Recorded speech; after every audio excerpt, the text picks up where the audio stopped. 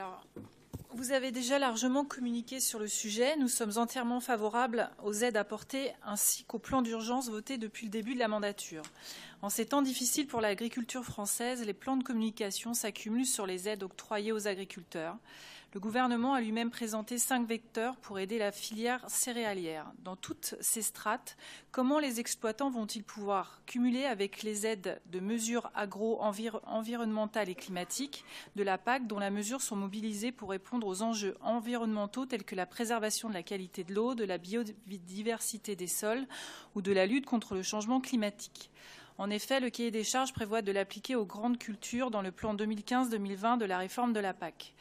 Alors, permettez-nous de vous questionner pourquoi avoir changé le titre du rapport. Une aide à l'achat de semences devient une aide aux céréaliculteurs. Prenons tout simplement la définition de la céréaliculture dans le dictionnaire qui veut dire la monoculture des céréales. Nous ne sommes pas dupes, car qui dit monoculture dit rendement, dit industrialisation, dit semences certifiées. Ces semences sont ainsi vendues pour produire plus, pour résister aux maladies, parce qu'elles sont traitées, baignées et égorgées de produits phytosanitaires, tout en fragilisant l'écosystème et les sols, sans compter qu'elles sont parfois OGM et quelquefois hybrides, c'est-à-dire qu'elles ne peuvent pas être réensemencées. Et pourtant, ces mêmes semenciers ne seront pas en mesure de répondre à toutes les commandes, car ils n'auront pas le stock nécessaire pour les honorer.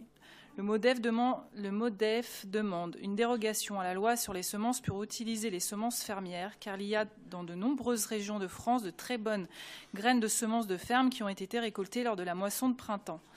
Le CNDSF affirme que rien ne permet d'indiquer que les certifiés soient de meilleure qualité. Nous devrions être déjà sur la voie du changement, car ces pratiques sont dénoncées depuis fort longtemps dans toutes ses composantes. Santé alimentaire, pollution, économique. Tout cela, c'est sans compter sur les forces de l'argent et du pouvoir et du manque de concertation avec l'ensemble de la profession.